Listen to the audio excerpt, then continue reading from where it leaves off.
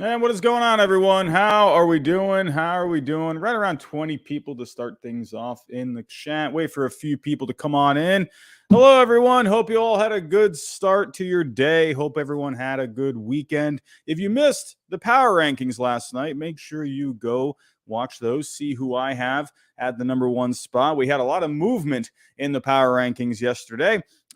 Few teams moving on up. Few teams dropping like flies. So if you haven't seen it, make sure you go watch that. I did a video on the Angels this past weekend, did a video on the Blue Jays this past weekend, and also posted a video about the 2017 Cleveland Indians today.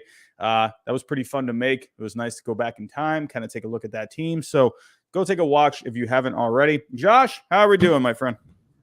Doing great, buddy. Hello, everybody in the chat. Happy Monday. We are rolling right along. Great week in baseball and a great night to start off the week. So happy to be here. Yeah, and we got a lot of news to start things off today. We're going to get to our matchups that we're excited for this week. We're going to get to some players that we're excited about this week. But we do have a few things to talk about before we do get to the week ahead.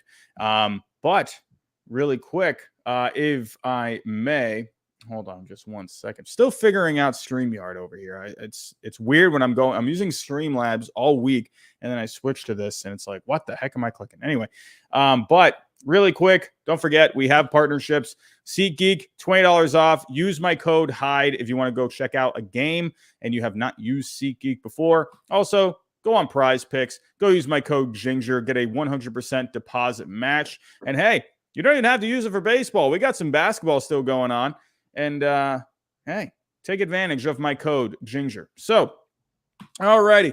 But we do have a few stories to talk about before we do get to the week ahead. Let's get to the first story. Jacob deGrom, there is an update on him. He got an MRI today, and that is actually great timing considering Tyler McGill ended up going on the IL with some biceps tendonitis. So, but with Jacob deGrom, good sign for him. It seems like things are, they didn't really go over the MRI really, but it didn't suggest anything bad was there. So really quick, let me just pull up the article here. Here we go. So Jacob deGrom, they are playing the long game, which, I mean, I think that's, I mean, you got to just take your time. You know what this reminds me of really quick? What that reminds me of is Clay Buchholz back in 2013. Sorry to show my giraffe neck Robbie here, but it kind of reminds me of that with the Red Sox when, you know, they had a good team that year, and the Red Sox, they were playing extremely well that season, and they played the long game with Clay Buchholz that year as well. So I think with the Mets, there's really no rush, you know, to get him back. Even with Tyler McGill going on the IL, I don't really see a need to get deGrom back as soon as possible. But taking a look at the details here, saying here, because you got to remember, it was a stress reaction in his right scapula. Wasn't really too muscle related or, you know, ligament or tendon related, more of the bone. So they talked about it here. Pitching coach Jeremy Hefner saying, when you start talking about bone, it's a little different than muscle tendons. You don't want to mess around with bone, especially with a stress reaction in bones. We don't want to mess around with re-injuring that type of situation, because then he's done for the year. So we're definitely going to play the long game with him to make sure that we have him for the rest of the season. But like I said, he underwent some MRIs today, the results of which will color his next steps. Billy Epler was saying that they're not really going to talk about those results until the time is appropriate. But that was his third MRI since having the shoulder pain back in March. But he is throwing. He was throwing off of flat ground in Florida recently. He's gotten up to 75 feet, and they're going to continue stretching him out. So, but Josh, what are you thinking here about Jacob deGrom? You know, I mean, when do you possibly see deGrom maybe coming back? Yeah, I mean, I agree with what's going on. I mean, first off, he's probably, I mean, if we're being honest, he's the most important player on the Mets. Yeah. I think as far as like them going all the way, I know they got Scherzer, I know Alonso and everybody else on the offense, Lindor and everybody like that. But if we're talking about this team winning the World Series, I mean, you need to have deGrom there. We see the Mets kind of like sliding here recently. They're 5-5 in their last 10, but good news is nobody else in the NL East is doing anything. So you're not really seeing any kind of an effect with any teams really coming up and like gaining any games on them. But what I mean, with their success, they're what 5.5 games? Yeah, 5.5 games up on Philadelphia. There's really no reason to rush him. You let the guy take his time. You make sure that he is like 100% good to go before you're going to call him up. I mean, so yeah, I don't see if they're not doing anything that's like controversial. They're doing exactly what they should be doing. Yeah, I agree. And to me, deGrom, if he comes back, August, kind of like Chris Sale last year, came back, what did he come back? Came back in August last year. So I think to me, that's kind of what's going to be happening here with Jacob deGrom. I would see a return, right around then. That way he can, because you also got to remember, he's got to go on a rehab assignment too eventually. So, hey, good thing they brought in these guys like Scherzer and Bassett, because that, to me, if you don't have those guys, then you're in just a world of trouble. So good thing they did that. But taking a look here at our next story, let's get to my Red Sox. Let's talk a little Xander Bogaerts. So, there were talks before the season saying, with Xander Bogaerts, he's not really interested in talking contract during the season because it can be a bit of a distraction. But Xander Bogaerts, supposedly, he is open to some in-season talks. And to me, I'm not surprised, because to me, if a player, to me, Xander Bogaerts, he loves playing in Boston. He's always said great things about Boston. To me, he has been more likely, in my opinion, to stay in Boston long-term than someone like Mookie Betts. Mookie Betts always spoke fondly of Boston, but when it came to, signing up long-term, it didn't really ever seem like Mookie Betts. He was more willing to go out into the market. It always felt that way with Mookie. But with Xander Bogaerts, I've always felt that he's always leaned a little more towards wanting to stay. So I think with Xander Bogaerts before the season saying, I don't really want to talk about contracts and whatnot during the season, that to me, you've heard guys say that before, and then out of nowhere they sign an extension. So that to me is always a leverage kind of thing, in my personal opinion. But let me just show the article here. So here we go. MLB trade rumors, taking a look here. Negotiations on a new contract extension between Xander Bogaerts and the Red Sox didn't result in a deal prior to opening day. And at the time, Bogaerts implied that the opener was an unofficial deadline. I've got a season coming up in front of me, and I don't want to put any of our teammates in that type of distraction. They don't deserve it. We had time to get something done. It didn't work out. However, Peter Abrahams saying, I don't know how this would work, but if they talk to Scott Boras behind closed doors and it's something that's fair, he can come to me. We'll see how that goes. So, because you got to remember here, you're going to have the All-Star break eventually. You're going to have that time. I think you could get something done. If we take a look here at Xander Bogaerts, let me actually pull up here. Red Sox. Let me go to Fangraphs and look at the payroll. So the big thing, why are we talking about Xander Bogaerts and his contract necessarily? Well, he has the opt-out after this year. So you're starting to hear some rumors, all these guys out here, they're talking about trades to maybe the Cardinals. We've heard the Angels. Xander Bogaerts would fit on a few teams here. Most likely, if you were not able to come to, well, you wouldn't come to an extension, but he would most likely be a half a season rental, because most likely he will opt out after this year. I mean, if you look at his salary per year, he's a bargain. He's making $20 million per year. And if we go to his value as of right now, last year alone, he was worth $35 million. If we take a look in the shortened season in 2020, he was worth $13 million. Let's say, times that 2.5 to, 3 times that, you're looking at, right around what he did last year, 2021, 35 million. You're probably looking, again, right around the same, 35, 40 million back in 2020. 2019, he was worth almost $50 million that year. Now, I'm not saying he's going to be getting, $50 million or even 35 million because you have to factor in his age as well. He's going to be turning 30 soon, especially if he wants, a long-term deal. Right now, the deal that he's on, you have the vesting option in 2026. So if he were to stay in this contract, he would be in that contract until 2025. But you could do a different, kind of a contract here where you can do a new one. And I could see Bogaerts, 25, 30 million. I think if you did something like that, add a couple more years onto the deal, I think that would end up being a pretty good deal, in my opinion. We'll have to wait and see where this goes. It is interesting that he said these things today to Peter Abraham, or actually, I believe it was over the weekend that he said these. But Josh, what are you thinking here about these Xander Bogaerts talks? Leave that page back up if you can, because I want you to look at something with that. I mean, me and you have talked about this. To be honest, if you're going to ask me, like, what do I think is going to happen? I don't think he's going to sign anything during the season. I don't think it makes any sense to do that. I think he's going to wait to the end of the year and just test free agency. And I think if the Red Sox want to keep him, they're going to have to, negotiate a contract at that time in the offseason. Yeah. I'm talking about if you could bring back the page that shows like all the salaries for coming up. Oh, right. There's a lot of free agents coming off the books for the Red Sox. I mean, they got JD Martinez coming off the books. Bogaerts, his salary is coming off the books. Eovaldi, his salary is coming off the books. You got Vasquez, Hernandez, Waka.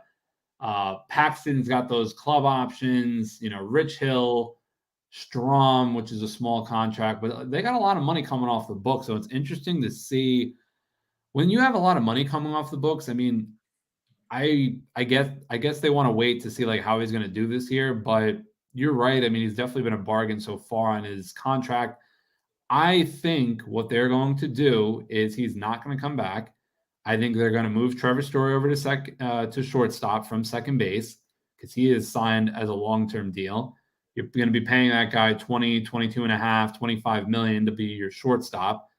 And they're going to see the guy who you just had on the page, see what's going on with Marcelo Meyer and see how he progresses.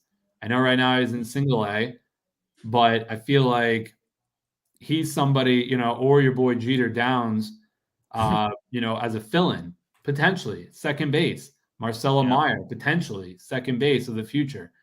I mean, I know that's not the sexy pick, but as we talked about last week, they need pitching. So if you're going to have all this money coming off the books, I mean, I guess you could re-sign Eovaldi. He hasn't been himself, I feel like, this year. I don't think he's been lights out dominant this year like he has been in the past. But they need starting pitching. They have all these guys coming off the books. Who's free agent starting pitchers that are going to be available next year? I would be going after them if I'm the Red Sox. Move Story over to shortstop, put in a plug-in second baseman. I don't know. I don't know. I don't see it happening. I definitely don't see them doing anything during the season. Yeah. And I think it's a toss-up whether or not he comes back. Yeah. And, to me, I can see Bogaerts leaving. I really do. I can see the Red Sox. They have a value on him. Yes, they gave the contract that they did to Story, but when you compare it to what Bogaerts is going to be wanting, Story over the next few years, he is going to be a pretty nice price. Now, his salary is going to jump up in 26 and 27, and then there's the club option. So the Red Sox, I'm sure they saw that okay, we're only paying him $20 million in 2022, $20 million next season, goes up a little bit in 24 and 25. So I think they look at that because everyone, I've been seeing people saying that too. Oh, well, if they paid Story, why wouldn't they, pay Bogaerts? Well, look at what Story's making, and Bogaerts most likely is going to be getting somewhere around 30 million. I could see maybe like 27, 28 per year. And the Red Sox, I don't know if they feel like it's worth it. If they didn't want to re-sign Mookie Betts, to me, who is one of the superstar players in the game. I feel like, I don't know. Why would they give that, money to Bogaerts too? It just doesn't seem, the Red Sox, it seems like they're getting away from, giving out those huge kind of contracts. Now, yeah, 6 years, 140 for Story. Remember Chris Sale, he signed that with Dave Dombrowski there. So, who knows? And times have changed a little bit. They brought in Chaim Bloom after the fact. So I don't know if the Red Sox are going to give the big bucks to Bogaerts. I could, the one to Story makes some sense to me, but Bogaerts, I'm not quite sure. And then, you got to look at the Red Sox too. The Red Sox have always been a great franchise at producing position players, especially guys in the infield. They have always done a great job at, seeming to pump out these infielders in Boston. Marcelo Mayer, he's doing really well in the minors this year in single A. He's hitting 343. I mean, good grief. Wait for that power to start coming. He's got a home run, but he's slugging 522 and a 397 on base. And he's 18 years old? I mean, 19. Good grief. And he's already doing that in single A. Don't forget about Nick York. Nick York had a really good season in the minors last year. Not as good this year so far with the batting average, 252, but they like Nick York there. So to me, I think the Red Sox, yes, these guys are far away, but I can definitely see what you're saying too, where, hey, bring in kind of like a stopgap kind of a guy. Story can slide over. And I definitely could see it. And to me, I think the Red Sox, they probably have a set value. They're probably like, okay, this is what we think Bogaerts is worth. We're not going to go over it. If he doesn't want to do it, well, we're just going to have to move on. They did it with Mookie Betts. And I'm telling you right now, Red Sox fans, if Xander Bogaerts ends up leaving, don't sit here and start, screaming from the mountaintop saying, how could this Red Sox ownership do this? How could they do it? It's like, come on. I saw the whole song and dance with the whole Mookie Betts thing. I saw everyone jumping off of bridges. I saw everyone just going absolutely nuts over that. And look what ends up happening last year. 2 wins away from a World Series. The Red Sox, to me, you can't just be, throwing just big money contracts. And yeah, I see this all the time, and Josh, you can understand this too, being a Yankee fan, it's not smart business. I don't care how big of a franchise you are. It doesn't make money sense to just be throwing $30 million contracts at everyone.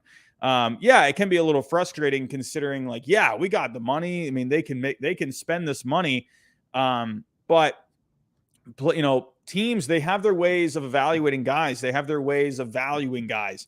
So to me, I would not be surprised at all if the Red Sox and Xander Bogaerts end up moving on. Like, I don't know, like, what do you see any similarities here, with the Yankees and how they've done contracts? Well, here's what I'll say. I mean, before I get to that, I'll say this.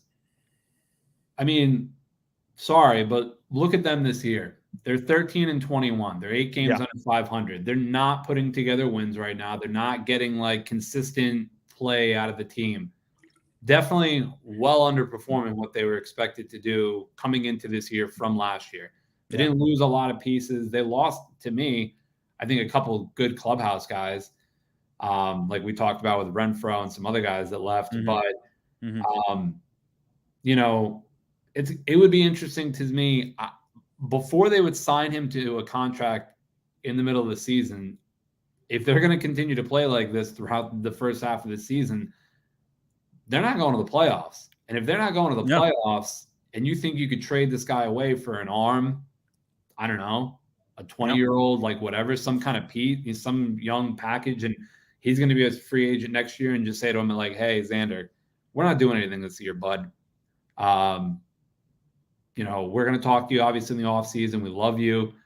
Kind of like a Chapman type move. Like, hey, we're not doing anything this year. We're going to trade you to somebody. We're going to get a piece back.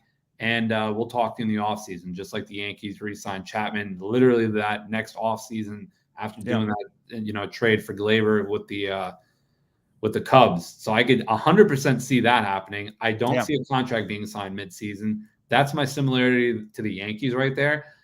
I would say, I don't know. The Red Sox don't seem to be, since Dombrowski left, the Red Sox are not on that gung-ho, like, let's spend a lot of money. You just touched on Chris Sale a moment ago, and Joey, we're going to get to your question here next. But, you talked about Chris Sale a minute ago and just said, like, they gave him a lot of money. Well, at the time, Chris Sale was a stud. I mean, he was an ace starting pitcher. You give ace starting pitchers contracts. You give them money. You need an ace on your staff. Yeah. I mean, that's what I'm talking about, that if you're going to spend a lot of money in the offseason, you could slide Story realistically over to short, a position he's played his entire career, and spend that money on starting pitching like they should have done this offseason, like we talked about last week. Right. That's the problem. That is what they're missing. A guy who's going to go out there and, in 2022, give you 5-6 innings, potentially give up 2-3 runs. If they're able to do that, if they have two guys right now in their rotation that's able to do that, they're not behind Baltimore in the AL East, which is, pathetic. I mean, as far as what this team was supposed to be doing this year. Right. But yeah, that's how I feel. Like, and that's being an objective Yankees fan. But I mean, as far as what they're going to do, I think if they're going to be playing like this close to the trade deadline, you're going to trade these guys. These guys are going to say, hey, we love you, man, but we're going to get some pieces back. Yeah. And we're going to come maybe talk in the offseason. No hard feelings. Yeah. Well, and I think with, Bogart, and I was saying earlier with the Red Sox, I think they don't want to get locked in to these long-term deals, right? Because I'm not comparing this to Nolan Arenado and the Rockies. It's different. But I think the Rockies, they saw that, and, they had Nolan Arenado that season in 2019 after the extension, and they were like, oh, man, he played great, but we're playing terrible as a team. And Bogaerts, to me, he's obviously playing good this year. He's not helping you. These other guys definitely got to step up on the team and whatever. But, the Red Sox, if they're going to be out of it, you might as well try and get some prospects back for him. And then, if you do want to bring him back long-term, maybe revisit it in the offseason. But, taking a look at the Rockies now, they're, they don't have Arenado anymore, but they're playing better than what people thought they were going to be this year. And now they got some young guys in that system, for who they got back for Arenado. Again, different situation, but I think the Red Sox, they don't want to get locked into those kind of deals where they want to have that flexibility to be able to spend the money. And I think to me, I think if you can get yourself a few good prospects for Bogaerts, and there are some teams out there, the Angels and the Cardinals, to me, they are teams where they don't have. The Cardinals do have guys like Nolan Gorman. They got some pretty decent guys, but those guys are going to be well over the price range for Xander Bogaerts. I want people to understand this with Bogaerts is that he is not going to cost a ton. Yes, he's a good player, but when it comes to the value of him, he's going to be under $20 million of value, because he has the opt-out. And that's really the big reason is he has that opt-out. So it really reduces his value a lot. So you're not going to get a top prospect for Xander Bogaerts. I've seen people out there saying, oh, Nolan Gorman for Xander Bogaerts. No, that's not going to happen. You're not going to get a guy, a top 100 prospect like that, for Xander Bogaerts. He's going to have way more value. So if you were to do the Cardinals, I could see a trade, maybe for a few different guys, like Mason Wynn. You got Ivan Herrera there. You got Zach Thompson there. You got, a few lower guys who I think would be really nice to add to the system. Chaim Bloom, he really wants to add prospects. And he has said he wants to have a team that's competitive now, but he also wants to look towards the future as well. I won't be surprised in the slightest if Xander Bogaerts ends up getting traded. I won't be surprised at all if Red Sox Nation starts to melt down if they trade away Xander Bogaerts. I can see it now. I can see it. How could you do this? How could you trade Bogaerts? He's the face of the franchise, blah, blah, blah. To me, I think if you're out of it, it makes the most business sense to trade him. And I know there's, you got the emotional attachment to someone like Xander Bogaerts. He's been around now for almost 10 years, 10 years next year. So I don't know. To me, I think if you're playing, if you're still in this, where are the standings here? If you're still right around here, 5 games under 500 and it's, June, July, you got to move him. And then there's other guys here too. Nathan Eovaldi. Could you even maybe explore a Rafael Devers trade?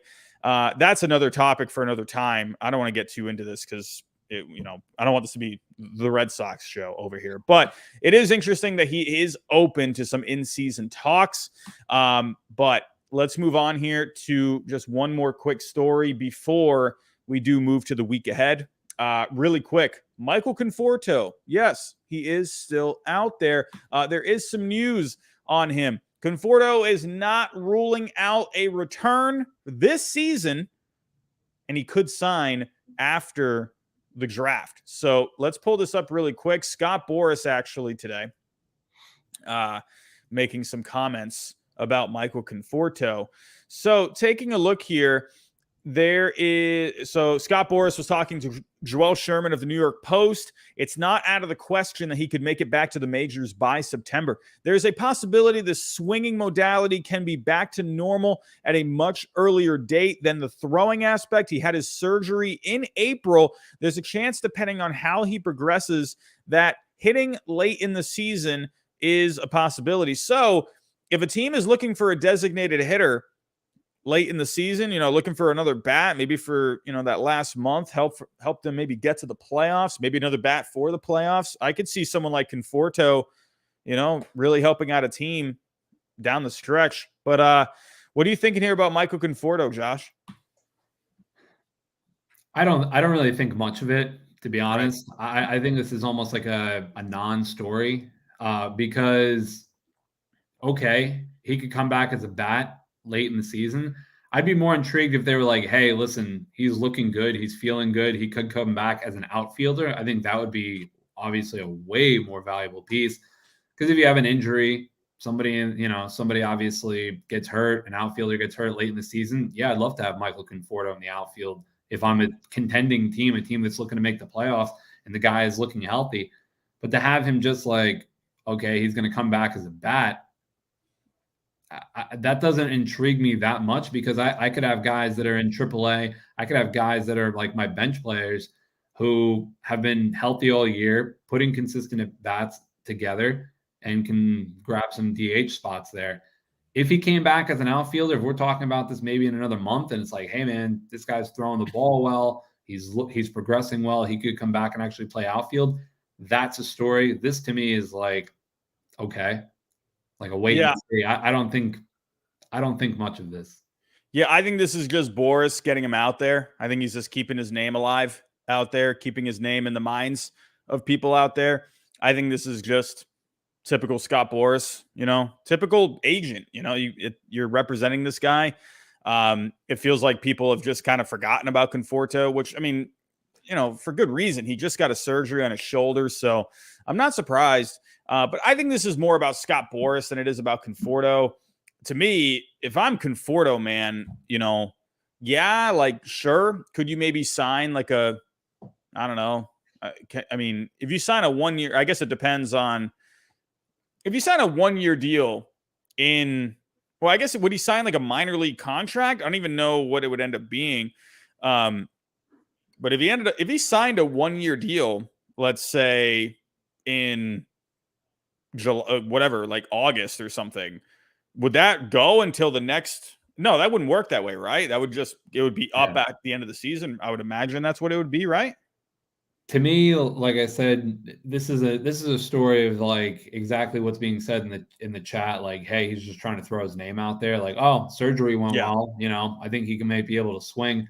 Yeah, I'm not intrigued by that at all, unless I'm like really scrambling for bats on on a contending team. Right. I feel like, hey, man, he's going to be one of these. Take the season, get right, get healthy, and he's going to be like one of these showcase guys next year coming into spring training. He has a shot. I think he definitely has a shot of signing somewhere this year.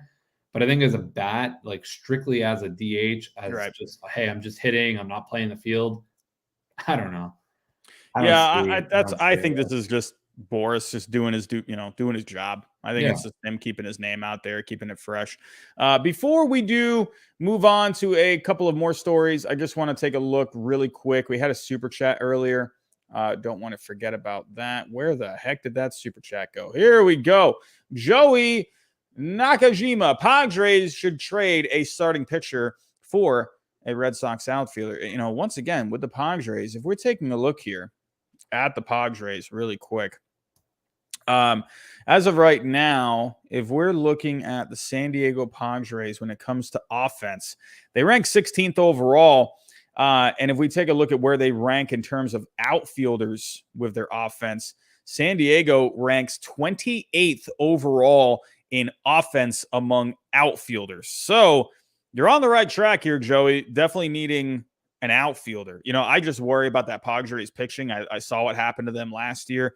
To me, I want them to hang on to all the pitching. I don't know, man. Maybe I'm being a little crazy here, but let's say Fernando Tatis Jr., man. Let's say he ends up being out, I don't know, a little longer. I mean, you could always move Tatis Jr. out to the outfield, possibly. Could they be a team that could go after Bogaerts, maybe? I don't know. Like maybe another bat there. I don't know. I could see something like that. The Padres, they just like to trade, man. You know? So I think they definitely could use another bat. Is there any update on Tatis Jr. really quick? I could see Bogaerts. I don't want to keep talking about Bogaerts. And right. First off, I want to agree to a couple people in the chat. Like, obviously, okay, we had a comment. Mookie was the face of the franchise, and he left also. Yes. Yeah, definitely. Face of the franchise. If Wayne Gretzky could be traded, anybody can be traded. Yeah, I saw that comment. That's a great comment right there. That's exactly right. It's just business. I'm not saying that the Red Sox need to tear the whole damn team down, but I'm saying be smart and you're 8 games under 500. You're not doing anything. If you're that way at the trade deadline, sell. You're not buying. You're selling. You're getting these guys who are. That's what you do. You trade the guys that are going to be free agents in the offseason, and you trade them to grab pieces. And you say to them, hey, listen, we love you, man, but I'll talk to you in the offseason, buddy. Like, go get them. Go win something, because you're not going to win something with us. That's what I agree.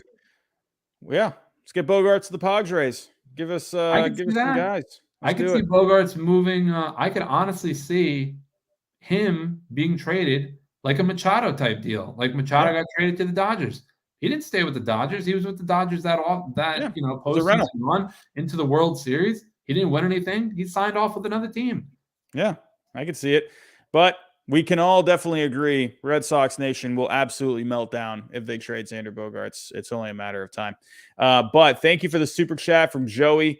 And thank you, everyone, for the comments. You guys are having some good conversation here in the chat. But really quick. I just want to touch real quick on that super chat before we go.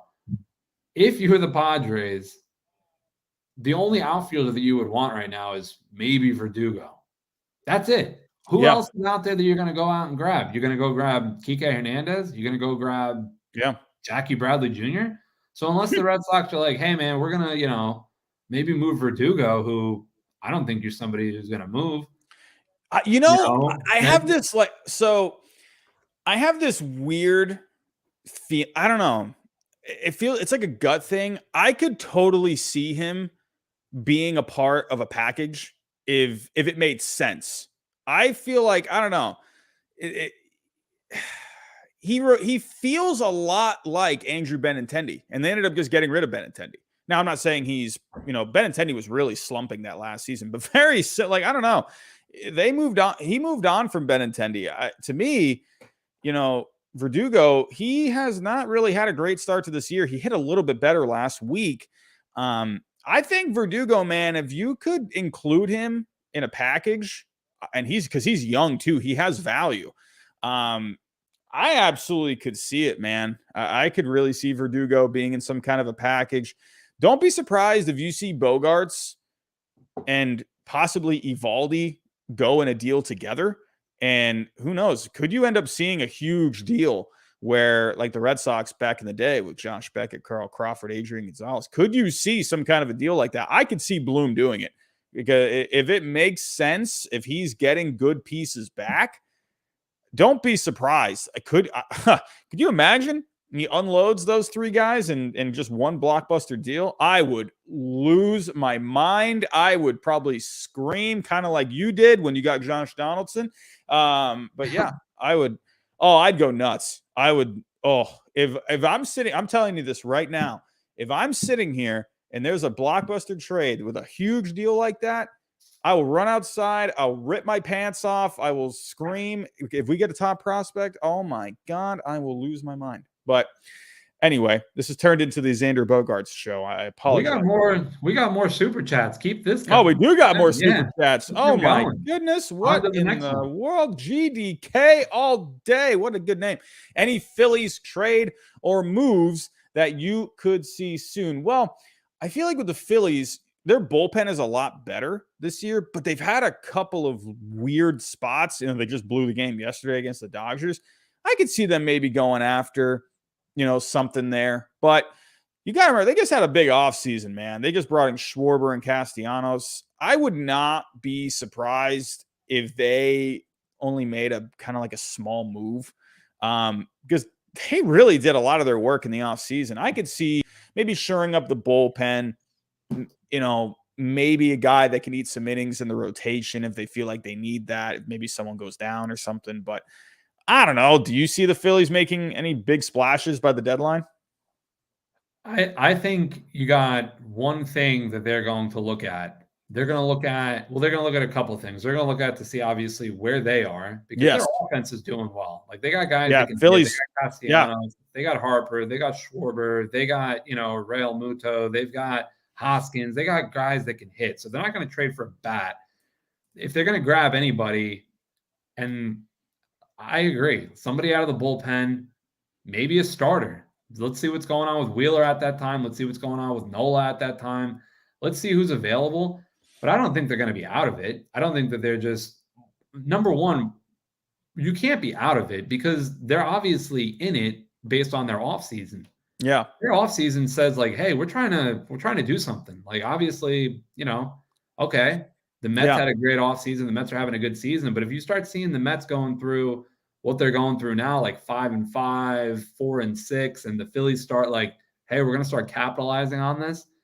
I love Joe Girardi as a manager, right. And I like the guys they have on their team, but yeah, go grab another arm, because look at you look right there, the page you got up. Nola 1-4, Wheeler 1-3, Eflin 1-2.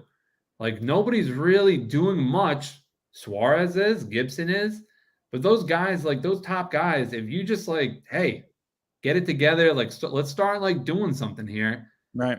The Phillies are right there, especially right. Like I said, the Mets right now are struggling. If the Phillies are able to get together some wins, get together some good, strong starts out of these guys, maybe get another starter, get another bullpen piece. But consistency, like, that's the thing with, if you're going to move up in the standings. If you're in a division where like the number one team's just going like atomic, just absolutely blowing everything up, then you've got to kind of stick with them. And if you're in a division where the number one team is like, okay, the Mets right now playing 500 ball the last 10 games, they're kind of like, coming back down to reality, then you got to get going, because these are the opportunities. Sorry, the Mets are not going to be slumping all year. And these are the opportunities where the Mets are not playing like the Mets currently, that you got to jump up and have a good stretch. And the Phillies had a big week, and there's going to be a big week for the Phillies coming up. But one thing about the Phillies, again, like you said, it is going to matter where they're at. But I do think they're going to be hanging around at least for a wild card spot. They're 2.5 back of a wild card spot right now. I think they're going to be there. I could see the Phillies. Here's the thing about the Phillies. They're not really going to be in a position to make any blockbuster trades because they don't have a ton of prospects to really deal. I don't see them dealing Andrew Painter. He has a good amount of value right now. You got Mick Abel in there. I don't know if they're going to deal Bryson Stott. I don't think that's going to happen. So the Phillies, I don't think they're in a great position to make any big trades. I could see another trade like they did last year with like Kyle Gibson, Ian Kennedy, kind of like a mid-tier move like that. Maybe get a guy for defense off the bench. They're 20th in defense right now, so maybe you can make an upgrade somewhere around there. But it'll be interesting. Oh man, those trade rumors, they're starting to heat up a little bit. The trade talk, that's my favorite, man. I love all the trade talk. Tom Amiano with another super chat. This guy, you are amazing, my friend. Tom, question for both. What is the crazier stat? The Pirates winning a game with no hits or the Reds losing a no-hitter? Well, that's a good one. Because both of them are just like, that was dumb. Like, that's just a dumb game. I can't believe that happened. What do you think? That's tough. I mean, the crazier thing is probably the Pirates, but to me, man, the Reds, man, what a turnaround from last year to this year. What a just flip, like in one off season where they were in the playoffs. They were looking good last year. It was like, hey, are we about to turn the page right here? Are we about to do something? Yeah. And then this year it's like, okay, are we going to win like 25 games this year maybe? Like, what's going on with our team? You know, you have a great start and you just blow it. You can't do anything. And here's the other thing. There's been so many hints this year about Joey Votto potentially, hey, this is going to be my last year. Yeah. This is how you're going to send the guy out? I mean, like, you want to talk about guys that are going to maybe get traded. I don't know. He is going to have to start picking up the pace. Yeah, I know, but I'm just saying, like, you know, man, like if this is going to be his last year, you're going to send him out on like a terrible, terrible team. Yeah. Like you almost want to say like, Votto, you're a lifetime Red, obviously, but geez, like we want you to do something. We want you to win a playoff series. We'll get to the playoffs, do something. God, at least like, you know, to me, I could see them hanging on to him. Just, I mean, that way they can, you know, Joey Votto, they can, you know, if he ends up, if that ends up being the case where he ends up is this being his last season, they're not selling tickets anyway. So, hey, man, maybe hang on to Votto, little retirement tour at the end of the year, you know, last game as a Red, you know, you'll sell tickets for that one. So they might want to hang on to him. I could honestly see the Reds having a conversation like that. That sounds ridiculous, but, you know, have a conversation about like, hey, maybe we should sell the team. Maybe we should, you know, hey, now's a good time to cash out. Yeah, honestly. But the great thing for Votto would be to go to a contender. But he's not really hitting all that great. I think he's on a rehab assignment right now, right? I believe. Yeah, but I'm talking about like, you know, just towards the end of the year. I know they're not going to trade him. I know he's going to just retire as a Red, but it's like, man, what a tough year. What a tough year. I think what, to me, I just want to throw this in there really quick. You know, the Reds losing a no-hitter. Hunter Green, holy crap, that guy looked really good, man. That's my Rookie of the Year pick for the National League. Thank God he had that outing. He has gotten hit in a couple outings, so he needed that one. But that, you know, hey, give it up for the Pirates, man. They're doing a lot better than people think. I mean, I'm not saying they're having a good season, but they have some areas of that team. They're kind of like the Orioles of the National League this year, where they're just kind of like one of those pesky teams. You know, they beat the Dodgers 2 out of 3 this past week. So Pirates, man, hey, give them a little credit. They're a scrappy little team. I like that, man. I like it. But yeah, the Reds. I'm not even kidding. I thought about making an extra tier yesterday from 25 to 30. I almost just named a tier the Reds, you know, below that. And I can't believe you threw. God, Hunter Green, you deserve more, my friend. Tom, thank you so much. We actually got another super chat. GDK all day comes up big again. Just me, but I'm thinking help in center field. Ooh, maybe Laureano from the A's. Just praying. Would love that trade, honestly. I am actually very curious because Laureano has had a high value on baseball trade values. I wonder if they have brought that down. That has been a rumored spot for Ramon Laureano. His name has been connected there. But let me see. Right now, they're still saying on baseball trade values he has a $46 million value. I don't know. I mean, personally, you know, baseball trade values, I love them. For me personally, I know the numbers. I support their numbers. I love what they do here. For me personally, I would think Laureano is not that high. That's just my own personal opinion. But, you know, it would, according to BTV, it would take a little bit to get Laureano. But right now with the Phillies, really quick, if we were to take a look here. He's not doing anything this year. Here's the other thing, real Yeah, quick while you're that looking too. that up. GDK. Have you looked at Laureano's stats? I mean, Laureano is like, we always think of this like, oh my God, these insane defensive plays, and the guy's just hitting. He's hitting 176 this year. I Yeah. know he's been Yeah, like, yeah. hasn't really, has been kind of like in and out, but he's not doing anything. I think if you're able to like turn back the clock and say, hey, old Laureano, can you come in and, you know, do what you were doing? But Laureano right now, maybe a change of scenery. Yeah. But I don't know, man. If he has like a $46 million trade value, who the hell are you giving up? Who are you Yeah. trading for? Yeah, right now, Exactly, Nick. Those values don't work. Like there's just the trade value there doesn't work. But GDK, I mean, yeah, get yourself a center fielder. I mean, I know what you're saying because I love Laureano. Like I think he's a stud defensive center fielder, and when we think of him, it's like these insane plays, but he's not doing that right now. He's not yeah. doing that right now. And I'm seeing, Nicholas, it should be based on skill and how much a team needs him. That does come into play because that's where the algorithms on BTV, I completely agree with their algorithms, because they look at everything when it comes to valuing a player. They look at obviously performance, they look at projections, they look at age, they look at injury history. They take into account to all of those things when it comes to valuing a player. But that's where different philosophies come into play. You can have different team needs where if a team thinks Laureano, if they think if they see a $40 million value, whatever, if they feel like that's where their team needs, if they feel like he's going to help them, then yeah, maybe they'll pay that a little bit of extra money. Different philosophies will come into play. Absolutely. That can, the baseball trade values is not the end all be all. It's just simply the math behind valuing a player. But that's where, different managements of teams, they value players differently. When they see a guy that's on the open market, they feel like, hey, we think this guy is not worth what you think he's worth. So different philosophies absolutely come into play. So and right now, real quick, Herrera's not like this, oh my God, dream center fielder. right. Like he's playing better than Laureano. So if you're gonna throw up like, hey, Yeah. Odubel Herrera or Laureano, I mean, if Laureano could start like, hey, I'm gonna start hitting like I used to hit. But Herrera right now is playing a serviceable center He's got a field. 529 slugging.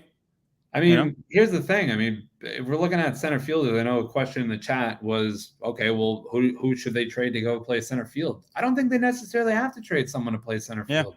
I mean, yeah, definitely. I would love an upgrade in center field if possible. If not, it wouldn't be the end of the world. Right. I agree. I mean, I don't know. I don't know who's out there really for center field. And Laureano right now doesn't seem like an upgrade. Old Laureano, hell yeah. Laureano from a couple of years ago when he was throwing guys out from like left center against field my Red at first Sox. base. Yeah. I mean, yeah, but yeah, man, I don't know. You could take Aaron Hicks. You want Aaron Hicks? I mean, there we go. So, yeah. Well, I don't know. But we'll have to revisit these talks here soon. I mean, those talks are going to start picking up once we get to June. Oh yeah, that's when I actually looked last year when I made my one trade for each team by the deadline video. I did that video in June. So June is fast approaching. I'm going to have to start thinking about some trades. This year, I am going to put together a video on team needs. So I'm going to have one need for each team by the deadline. So look out for that one, and then one trade for each team by the deadline. So yeah, June is coming up fast. I'm pretty excited for all the fun that is coming up. But really quick, just to kind of make everyone aware, this past week, Reed Detmers, Bryce Harper, players of the week. Detmers, obviously, with the no-hitter.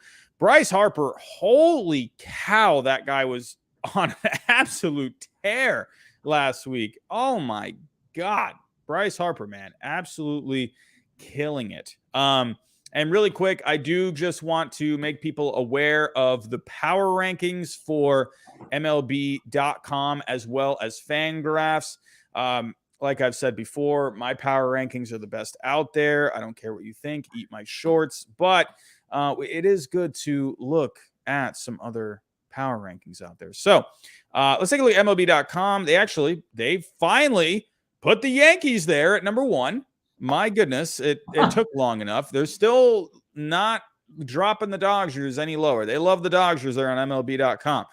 They got the Mets at number 3. I had the Mets at number 2 and the Dodgers at number 4. I can't fully, or I think I had the Astros at number 4. I don't even know. But you got the Mets at number 3. They have the Astros at number 4. I think I had the Mets at 3, Astros at 4. They actually have the Angels in their top 5. I have the Angels knocking on the door for the top 5. But hey, I'm all about it. Angels, number 5. You got to love it. Rounding out their top 10, you got the Brewers, Giants, Padres, Rays, and Twins. They have finally let go of the Blue Jays in the top 10. They were hanging on to this Blue Jays team in the top 10, man, for a while. Man, good grief. But the Blue Jays, they got to start picking up the pace. Taking a look at Fangraphs, here are their power rankings. They have the Angels at number 3. Man, give it up for the Angels. Fangraphs, they're liking them. I can't believe that. Fangraphs, they have historically loved the Dodgers. So they have dropped the Dodgers to tier number 2. So tier number 1, you got the Yankees, Astros, and Angels. They didn't have the Mets in tier number 1. Wow. They dropped the Mets, you know. I know they have not been playing as crisp lately, but they haven't been necessarily terrible by any means. But Dodgers, Mets, and Brewers in tier 2. And the solid contenders for Fangraphs, tier 3, Padres, Twins, Giants, Cardinals. Look at the Guardians. They're still hanging on to the Guardians. I'm telling you, I was talking about this last night on the power rankings. The Guardians, man, I think they have a bit of a streak in them. I think there's going to be a time where they had a lot of guys on the COVID list this past week. They're going to get healthy, and I think they're going to have a run eventually. Funny enough, just did the 2017 Cleveland Indians video today. Could this Guardians team maybe go 22 straight wins? We'll have to see. Probably not. But interesting that they have the Guardians in tier number 3. So that is wrapping up this past week. Let's go to the week ahead. Here we go. So let's talk about some series to keep an eye out for. So, Josh, I'm going to give you the first one. Which one are you looking out for this week? I love MLB's top 5 there. Just going to throw that in there because I liked it. I don't like Fangraphs. Sorry, but I like MLB. The Guardians? What? No. Yeah, they got the Guardians up pretty high there. Anyway, no. Okay. Series we want to take a look at. We just were talking about the Phillies. I got the Phillies twice on this list. But I'll start off with the series that's going on currently, Phillies and the Padres.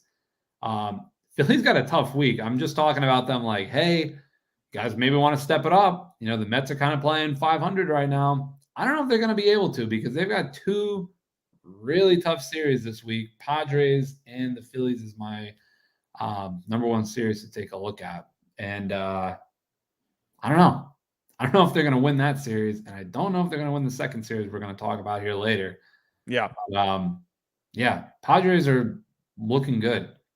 Phillies, both of them. God, let's win. I think that's what they're looking at. They're looking at like, hey, can we split these 2 series? Maybe.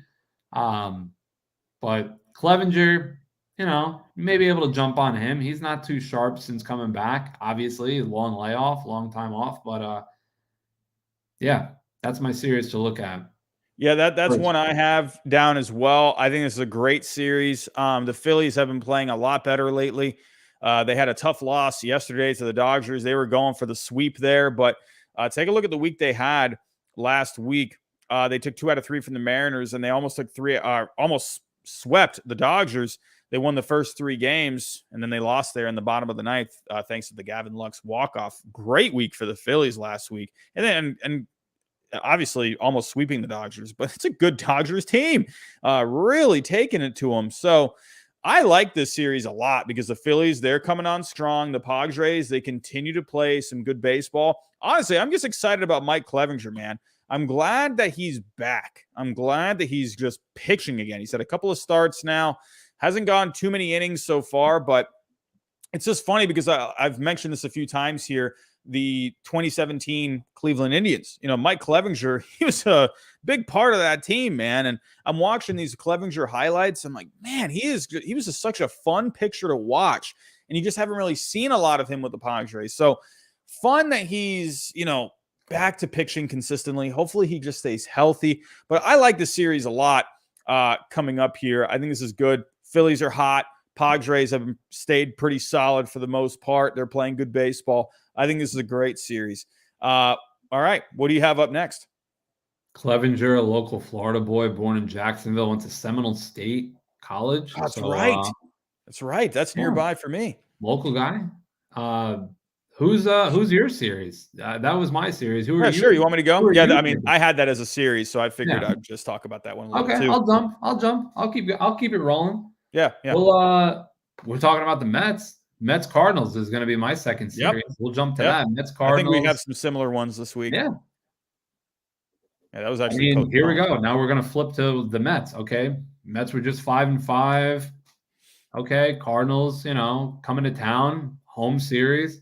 Just had some injuries here.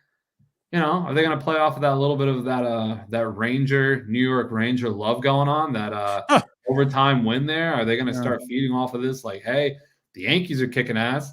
Yep. I don't know if I could say that with all the, in the chat, but I don't know. Mets, we're going to do something, keep it going here. I think it's a good series to look out for. First game was postponed tonight. Little rain. Yeah, Michaelis was supposed to pitch for the Cardinals, so I'm guessing he's going to go tomorrow.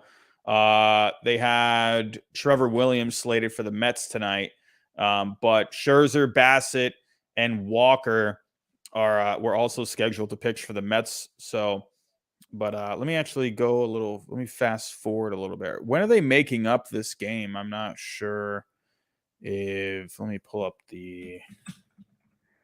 that schedule here. It's a 4-game series, so I'm not sure.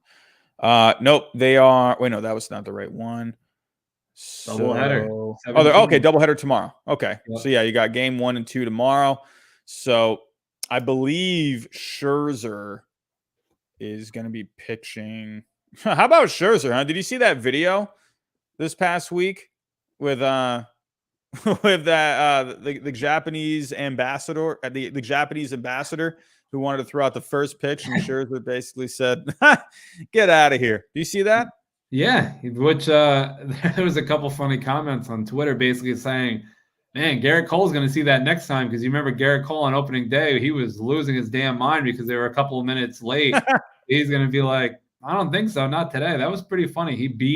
Scherzer beat the guy out there on the mound to warm up and was like, yeah, sorry, buddy. Not going to get to throw that first pitch out. Jesus. Good luck. And the funny thing was, I don't want to say it was funny, because, I mean, this guy is standing out there in the middle of this field.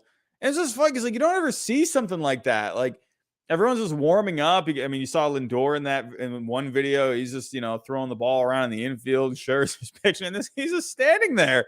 And it's like, I felt really bad for the guy.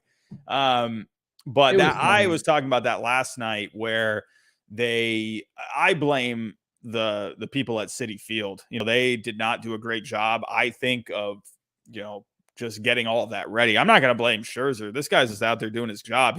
To me, yeah, I could see Scherzer. I did see Scherzer getting a bit of hate for that, but this is a guy that's getting paid how much money per year? To me, he's like, yeah, I'm going to go do my job. I'm getting paid a boatload of money. So yeah, I'm going to go do my job.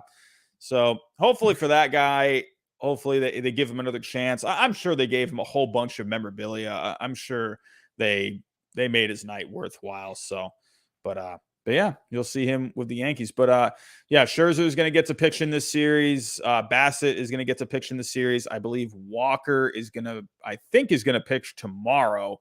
Yeah, you got the double header. I think he was supposed to pitch tonight, so he's definitely pitching tomorrow. Yeah, so Steven Matz and Taijuan Walker. Walker looked really good in his last start. I believe that was I can't remember who that was against.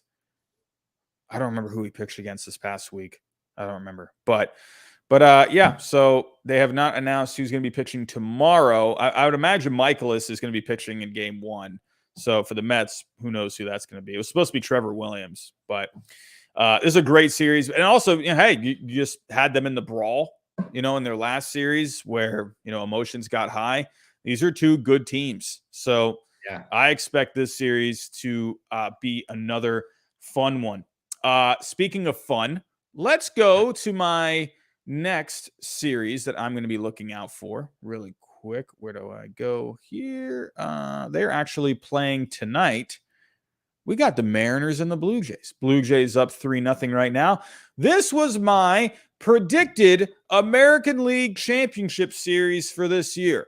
And okay, both teams are not at the moment living up to that potential, but I still think this is a fun series. The Mariners, they had a feel-good win there against the Mets over the weekend. So I think with the Mariners, winning that series, they got to start picking up the pace here. It's a good Mariners team.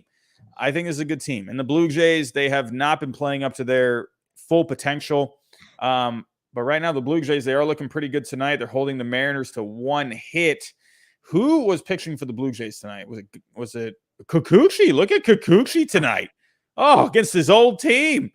6 innings, 1 hit, 6 Ks against the old team. Oh, man.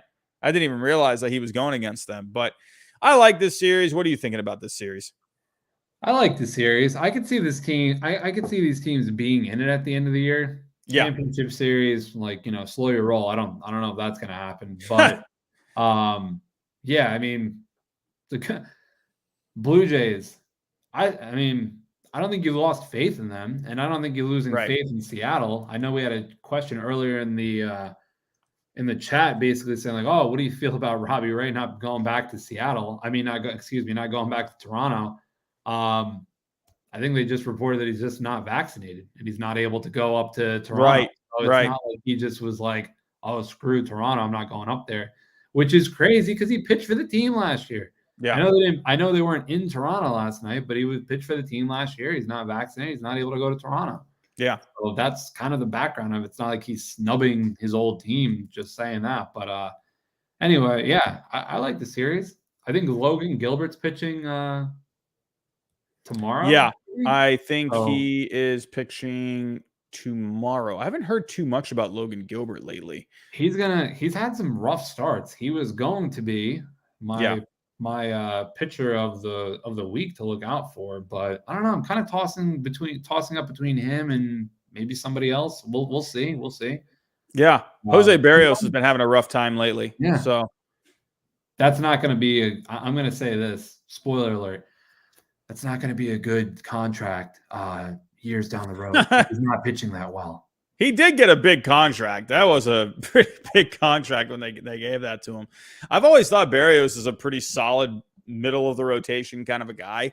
I mean, I thought that was a pretty big contract for him, but he's not looking too great this year. He was good last year. I think he is going to turn it around. I think he ends up at the end of the year. I think he'll have an ERA probably in the 4s. I don't think he's going to be this bad all year, but hey, if this was last year, Jose Barrios, this is a pretty good pitching matchup, but we'll have to see here. That's a storyline I'm looking towards. Thank God for the Blue Jays, the rest of their rotation. Definitely Kikuchi tonight. I mean, that's a big start for him tonight, especially with Barrios struggling.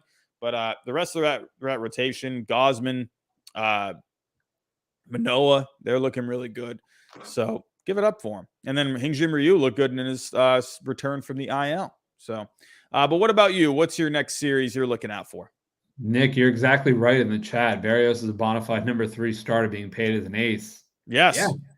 Yeah, that's what I said. Sorry. I mean, we're talking the Blue Jays now, I feel like are the Nationals of like the Jason Worth era. Like they're just throwing a lot of money at these guys. Like, please come play for us in Toronto, please. Like they threw a lot of money at Springer. They threw a lot of money at Barrios. I don't know. I mean, Springer is a great hitter. Springer is a great player. I'm not a Springer hater. I like him a lot, but I mean, kind of a lot of money. They got to throw some money at guys to come up and play in Canada because a lot of guys don't want to do that. But Anyway, we'll keep it moving. What's your next series? Those are my 3 series that I'm looking out for. Those were pretty much mine. I'll throw one more because we just talked about the fact that the Phillies clobbered the Dodgers. So the Dodgers potentially, are they going to get payback? Because they're playing starting Friday, Dodgers and the Phillies. This time they're playing, I think, in Philadelphia. Last time they played in LA. But it's kind of a quick rematch. There's a couple series like that going on this week. Like I know the Yankees are playing the White Sox again that they just played. Like teams are playing teams that they just played. Like the White Sox, Yankees are one of them. The Phillies and the Dodgers are another one. That's my last series to look out for, Dodgers, Phillies. Yeah, I think the Dodgers, they'll bounce back in that series. I'm sorry, I'm pulling up the Red Sox Astros right now, which, I mean, this is a rematch of the ALCS, but I just got a notification saying Jake Odorizzi stretchered off the field. Yeah, there's a couple people in the chat talking about that earlier. So I'm not sure. They're saying rain delay right now, but if was this earlier? So it's in. He looks like he's continued to pitch because he's pitched right now 5 innings, so he looks like he came back out. Wow. Let me go here. Did he? Because unless it's been in a delay for a while. Let's say because it's in the bottom. Oh, okay. Well, yeah. So he finished 5 innings. So he got through his 5 innings, but so I guess he got stretchered off after. Why? Like, what is going on here? Did he fall down on a play? Get the old Twitter up. Here we go. Oh, look at this. Okay. It was a bizarre injury. Ooh. Here we go. We got a video. A leg injury. Don't want to get copyrighted here. God. Hold on. Okay, so it's a ground ball. Oh. Ooh. Sorry, I don't want to just play it through because they're gonna slap me with a copyright. So he fell down right here. Oh, I wonder if that could be an Achilles. Ooh. Yeah. Oh man. I'm wondering if so Ethan is okay. So Ethan I just saw his comment. It's an Achilles injury. That's what I thought immediately. If he fell down, and it looked like he fell down right after that. So if you look at this foot right here, it looks like it just gave out. Wow. Oh, that's tough, man. Yep. Hopefully I'm guessing if Ethan's saying it's an Achilles injury, I'm guessing he's seen it. Oh, they have the whole thing right here. Oh, yeah, that's definitely an Achilles. Absolutely. Because if you just fall down like that, it just gives out. So, oh, man. Poor Jake Odorizzi, man, because he's actually not been all that bad this year. He's got a 3.13 ERA after those 5 innings. I mean, he did really well. So that's tough, man. So that's very tough. But rain delay right now for the Red Sox. The Astros came to bat after. So, but we'll have to hold out for some updates on Jake Odorizzi here in a little bit. But, being biased, I mean, I am looking, to see what the Red Sox do in this series. It's a good Astros team, and the Red Sox, it's not getting any easier for them. Yeah, you had the Rangers. You won 2 out of 3 this past weekend. Sure, you had, a Braves team that's going through that hangover where they split with them. But this is a tough series. And, you got the Mariners later in the week for the Red Sox. So got some West teams. It's going to be a tough week for the Red Sox. But I don't know. But that's pretty much all I'm looking for series-wise this week. Well, speaking of the Red Sox, looks like we got a question from a Red Sox fan in the chat, a super chat from Boston Productions. Boston Productions, I saw you asking some questions on, did we talk about the Xander Bogaerts extension? Yes, we did, definitely at length. When you get a chance when we're done here, definitely go back and rewatch that because a lot of great discussion, especially from me. But do you think the Jays definitely better than me? That's for sure. Do you think the Jays throwing money at all these different names is going to pay off down the road or grant them any postseason successes? Here's the thing. I'll go first. Sorry, I'm going to cut you off, Robbie. But I will talk on this first, Boston. Maybe. Here's the thing. Maybe. It depends if they're able to do something here before they're going to have to start paying Bo, before they're going to have to start paying Vladdy, before they're going to have to start paying Teoscar, before they're going to have to start paying these guys. You know, they got a lot of young guys that are not making a lot of money right now. And if you're throwing money at these, you know, these veteran guys, these guys that have been doing it in the league, like Gausman and Berrios and Springer, yeah, they could definitely make it. I think they could have made the playoffs last year. They were right in it at the end of the season. The Yankees took a couple games out of that series. If it was the roles reversed, they would have been in the playoffs. Yeah. So, yeah, they definitely have a shot of making it. They definitely can have some postseason success. They're a great team. I mean, we're talking about them right now, like dropping down on the power rankings, but I'm not talking about them like they're a bunch of bums up there, and, you know, north of the border. These guys are absolute studs. Yes, they're years away. You know, we're looking at Vlad, we're looking at Bo, we're looking at these other guys, but you're going to have to start paying these guys. So when you're having to start paying these guys, then you're not going to be adding a lot of guys in the offseason. So you have to win now. It's kind of like that NFL mantra where you got these rookie or these young quarterbacks, and you go out and you get these veteran guys surrounding this young quarterback, but you got to win now, because when you have to pay the quarterback, that's it. We saw that, using an NFL reference, Russell Wilson. The Seattle Seahawks were amazing when they were not having to pay Russell Wilson. Once Russell Wilson had to get paid by the piper, he's not on the team anymore. You know, these guys are not they're not winning. Different in baseball, but same kind of thing.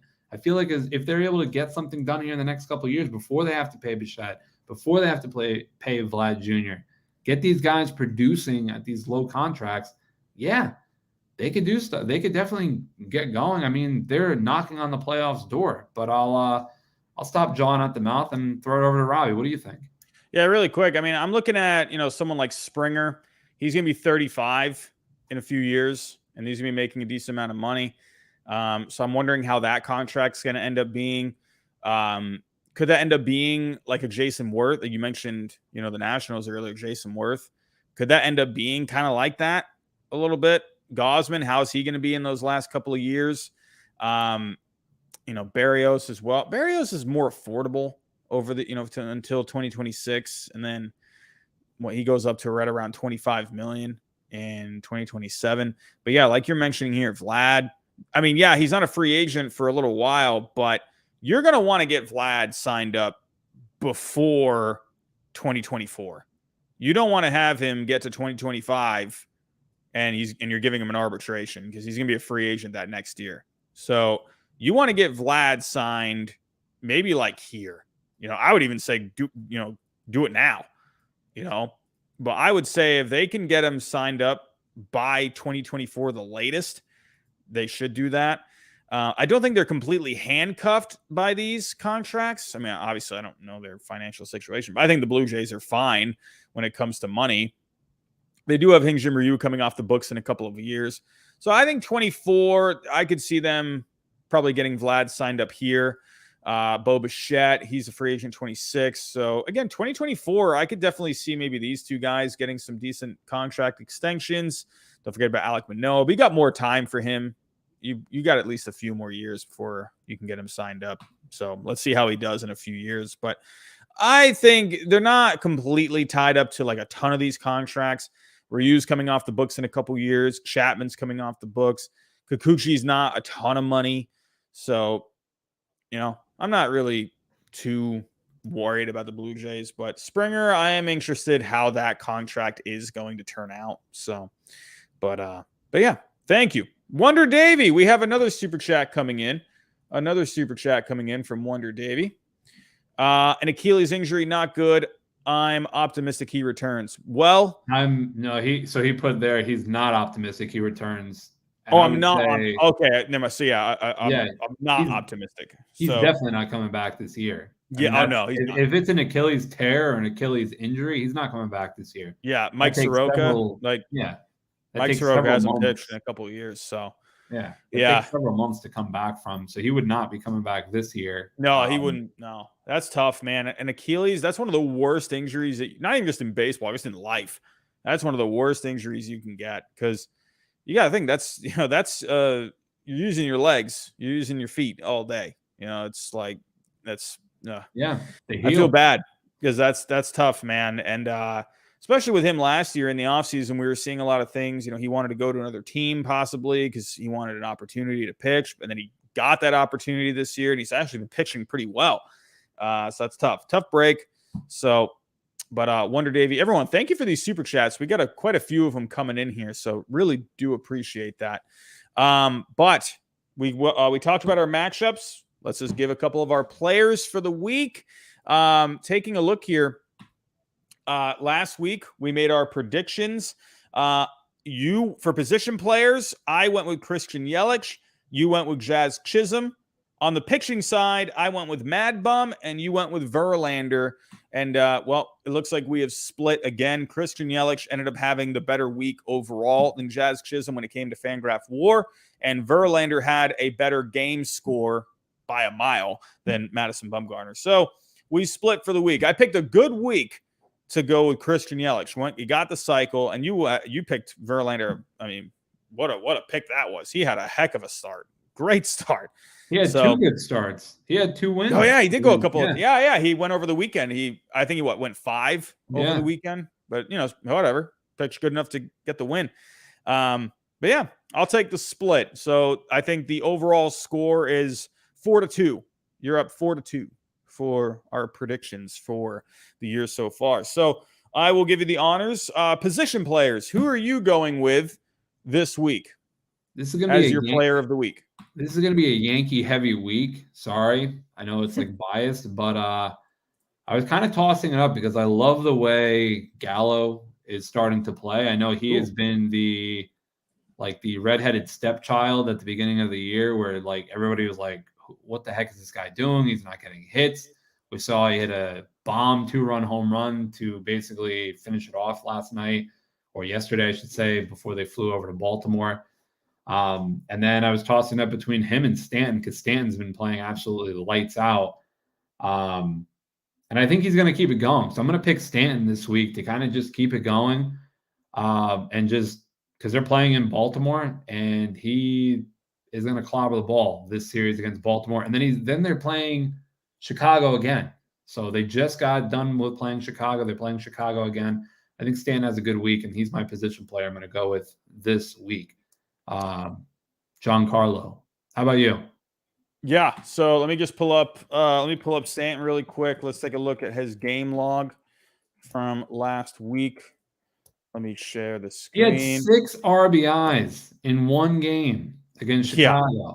He was absolutely – he basically said after the game, they were asking like, oh, what's going on? There was that 15-7 game.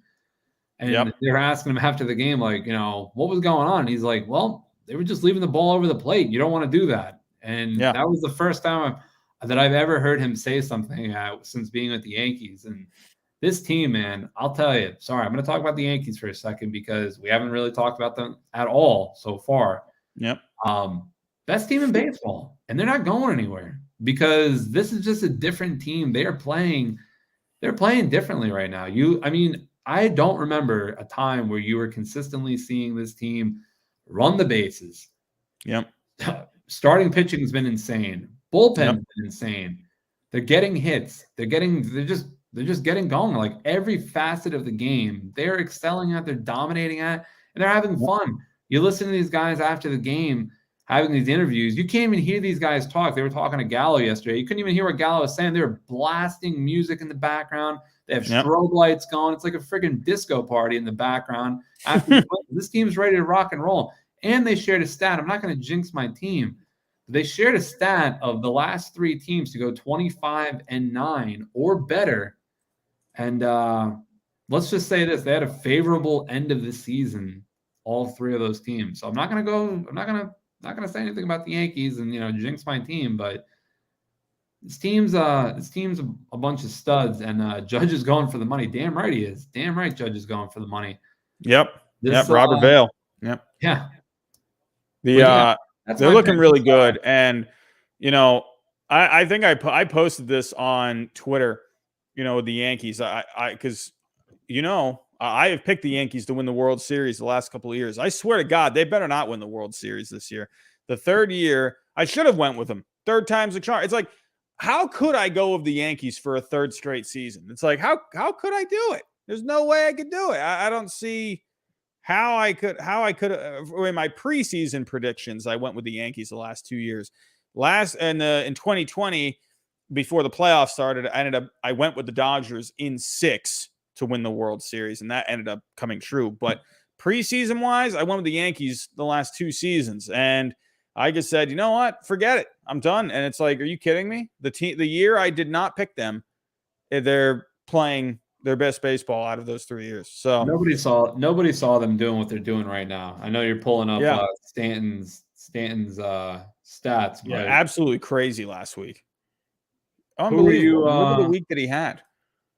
417 on the week, 462 on base, 958 slugging. He had 12 RBIs last week. 4 home runs. Heck? Good grief. A 316 WRC plus. You're out of your mind, Giancarlo Stanton. But the Yankees are playing great baseball. Hey, you know, if my Red Sox are going to, you know, just fade into obscurity this year, hey, it'd be nice for the Yankees to maybe, you know, finally win one for once. My goodness. But a lot of good offense. They were killing the White Sox in that series, man. But like what they're doing. But the guy that I'm going for player of the week, you're going to roll with Stanton. I'm going to go with Freddie Freeman. Now, Freddie Freeman, last week, if we go take a look at the game log for him, you know, not a great week for him overall. He did hit in 4 straight games, but just 1 hit apiece. He went 0 for 8 over the weekend. However, with Freddie Freeman, I'm taking a look at the exit velocity. He was averaging 95 miles an hour off the bat last week.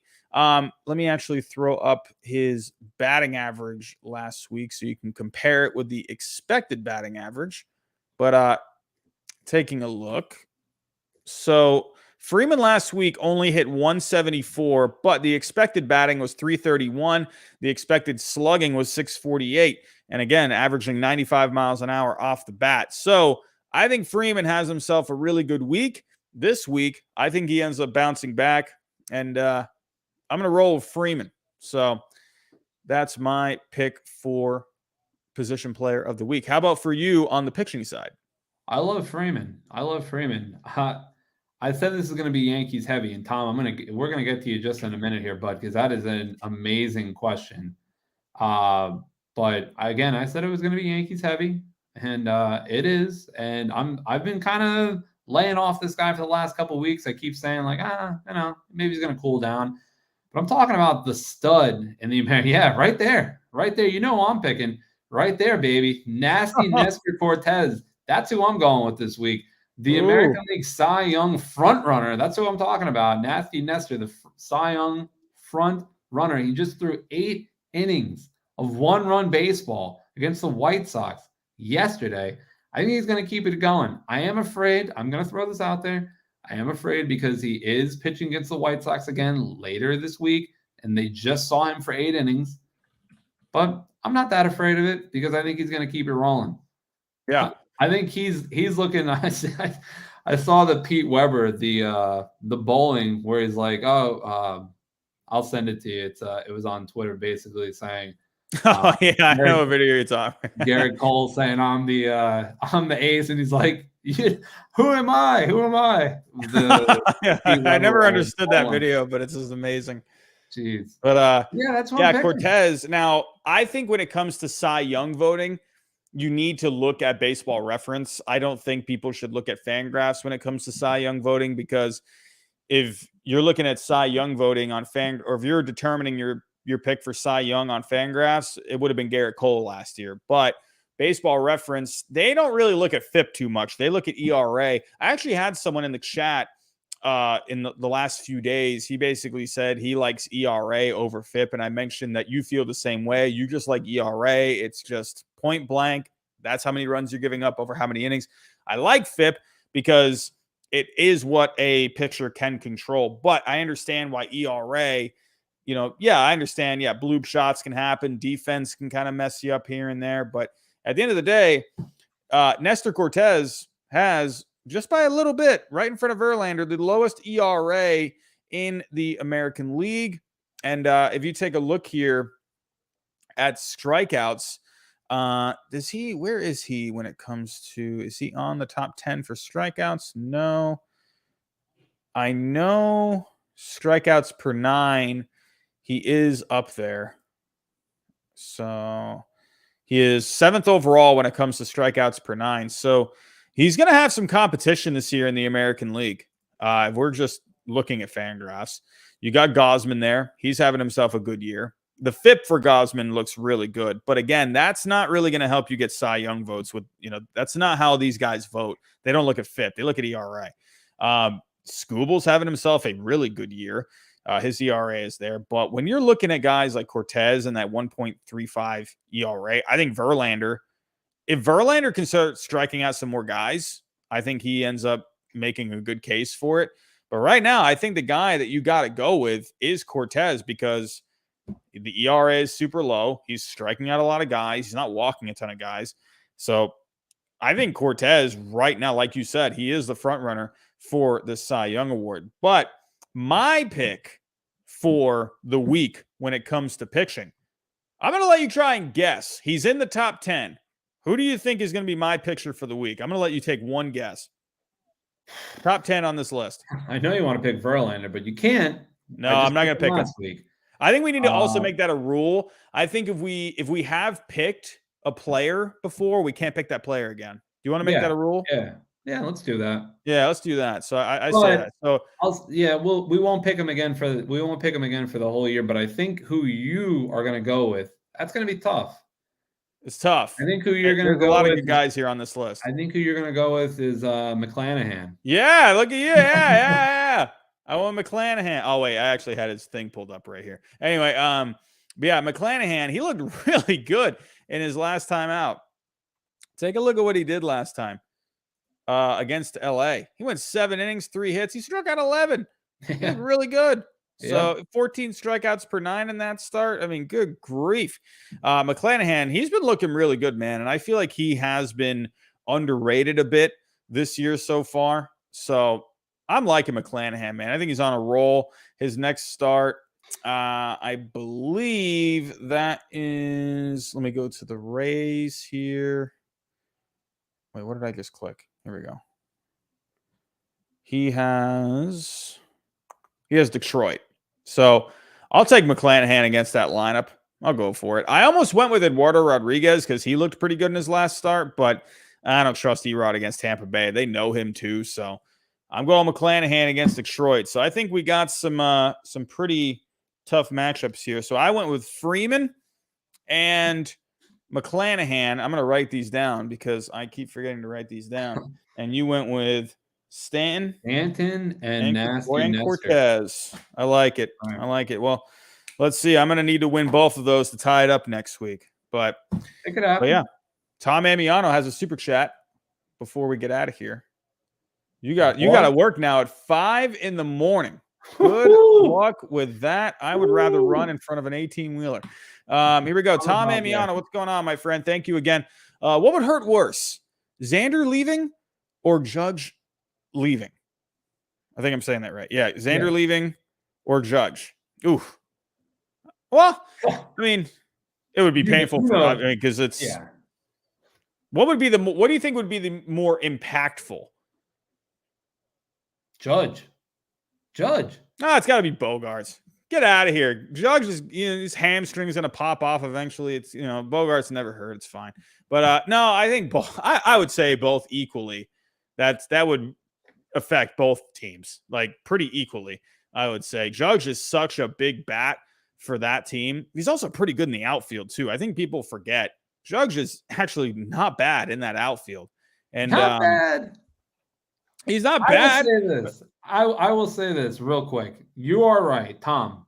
Either way, it's going to be bad. It's going to be bad for either team. If Xander leaves, that's a huge impact for the Red Sox. He's clubhouse too. coming Both into teams tonight, clubhouse-wise, that would be a big loss. coming into tonight, and we'll compare it that way. Clubhouse. Xander's been there for over 10 years. He's a lifelong Red Sox. Judge, same thing.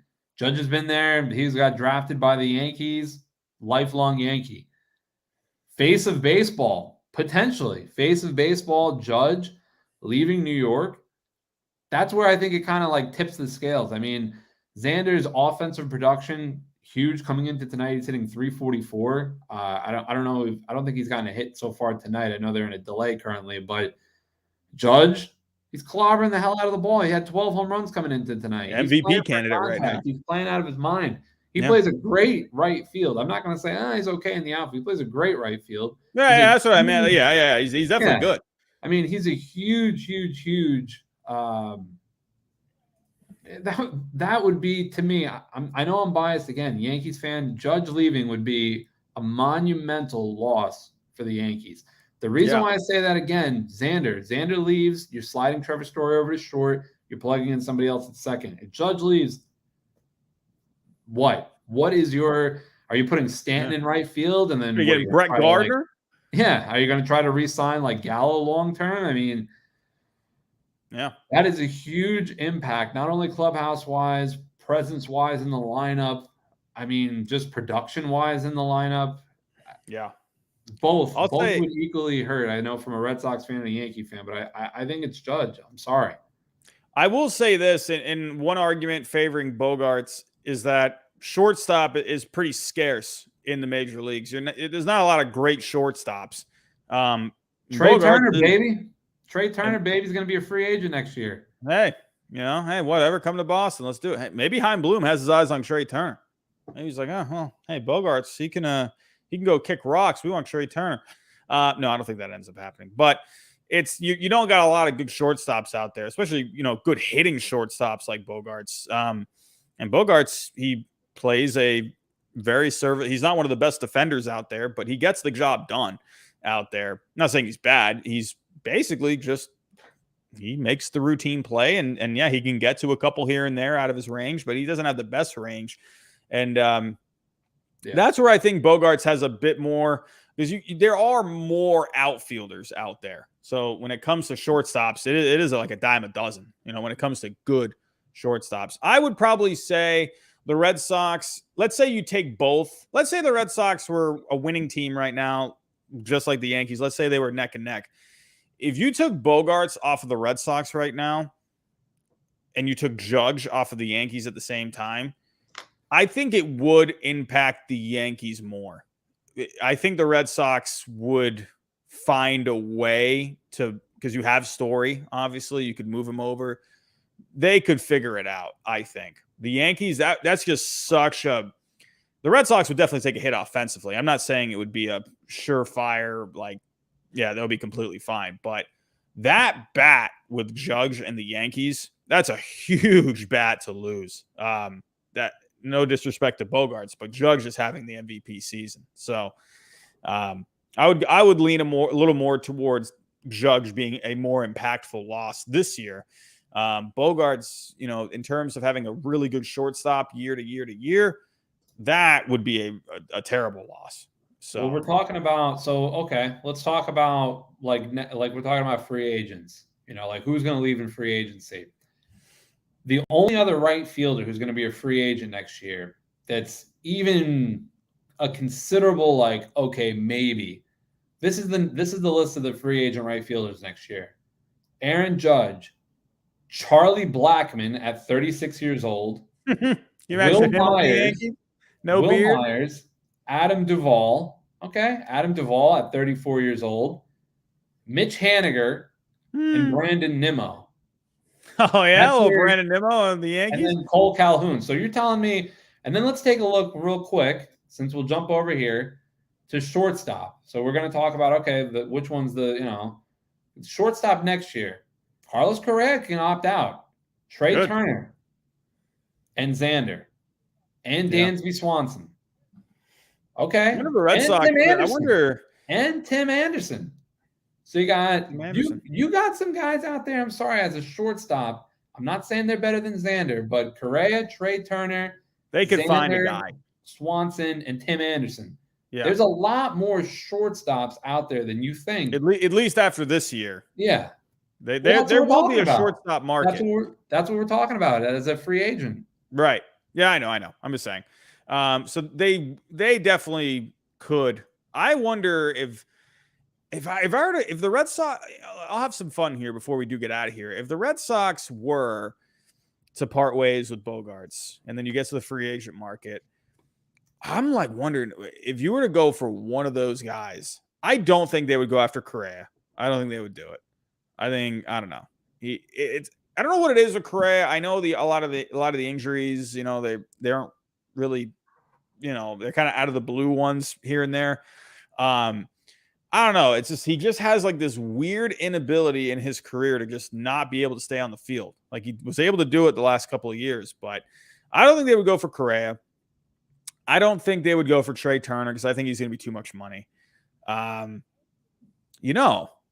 wonder. Trey Turner, Baltimore Orioles. Just saying, man. Trey Turner is with the Nationals, maybe go back to that area a little bit. Baltimore Orioles. They went for Correa this past offseason. That was the rumor. Maybe the Orioles are gearing up for a little Trey Turner. Someone clip this. Clip this now, please. I'm telling you, Trey Turner, Baltimore Orioles. And then when it happens, this is going to go viral. But I think Baltimore, I don't know if they're going to get Trey Turner, but I do see Baltimore going after a shortstop. That list of shortstops. Like Tim Anderson, too. I can see something like that. Yeah. Hell yeah. Tim Anderson? I could mark my words. The Orioles will get a shortstop. To think about this, they have not had a shortstop who's been a good shortstop since J.J. Hardy left. J.J. Hardy. Yeah. I mean, come on. And then the guy before that was Miguel Tejada, the old Miguel Tejada. Yeah. Cal Ripken Jr. But, that's who they've had since Cal Ripken Jr. Yeah. Old Miguel Tejada, J.J. Hardy, and a bunch of guys who are like, who? Yeah. That's the shortstops. They're going to, hey, I could see that. I wonder if the Red Sox, I'll be honest, I don't think they go for any of those guys. I don't think they do it. I could say maybe Swanson. I could see that. I could see maybe if you were to go for one of those guys, I don't know, maybe Bloom would like the idea of Tim Anderson at Fenway, right-handed bat. How has Swanson been doing this year? I'm sure he's not. I'm going to say, but I still think if they're going to do that, I still think they're going to take Story and move him over to short. Yeah, that too. And then I can see them going after someone like Colton Wong, Gene Segura. They were interested in Colton Wong when he was a free agent. Let me look at the second base free agents here. That's who it is. Gene Segura, Colton Wong, and Adam Frazier. Well, Adam Frazier. I could definitely see something like that. I don't know. It's going to be a really interesting offseason. It's going to be a really interesting trade deadline. It's going to be, man, I'm seeing someone talking about JD Martinez in here. JD Martinez has actually been doing pretty good. It's just I believe they have the club option on him. Let me pull that back up. Or is it I think he's a free agent. No, he's just a free agent. Yeah. No, he's just a free agent. So he would be a rental. I don't think he would have a ton of value. I could see maybe he's like a break-even value kind of a guy. Try to pull up the BTV value. I know it's not the end-all be-all, but just taking a look at it. JD Martinez, they say a negative 7.2. If you're going by this, you would have to eat some of that contract. I'm not sure, if you wanted to break even on him. That's what I'm saying. I wonder, because you got some guys that you could package together. Could you put Martinez in a package? Something where, because I'm not saying BTV is the end all be all, but according to that, it is negative, because you got to remember it's his age. He was hurt a little bit this year too. He is hitting well, but I think at that point, I don't know if it's really going to matter all that much. I could see Martinez going somewhere. So be interesting, but that's all I got for tonight. What about you? Any last words before we get out of here? Oh, Conman752 with the walk-off. Here we go. I'm not pulling up the chat here. What's going on? Oh, I got it. Here we go. Conman752. Oh, we were just about to get out of here, and bam. Here we go. This is our Orioles fan in here. The Nationals are now what the Orioles were in 2018 and 19 with the comedy of errors they committed today. Glad the O's aren't that bad anymore. The Orioles, man, they've been a bit of a pesky team. That starting pitching has actually been pretty good lately, and the bullpen has actually been pretty solid. They're not as bad of a team as people might think. They're not good, but they're not bad. So we both know the Orioles, they're extremely pesky.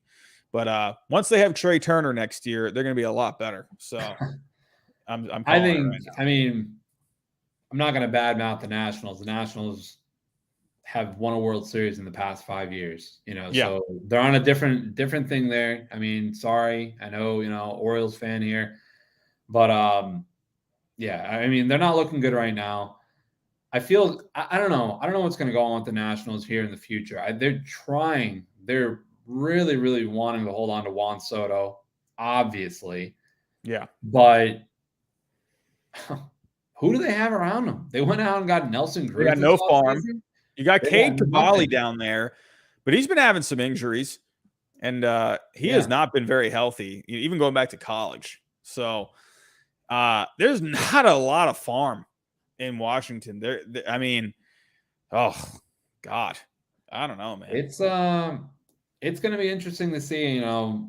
Nationals right fans, now. I'm going to ask you this. All right, Josh, you're going to play the Nationals general manager right now. Let's say you're you own the Nationals right now. Someone comes up to you, says, "All right, we're going to give you our top." Let's say it's like a good farm, like I don't know, like Diamondbacks, Marlins, Yankees?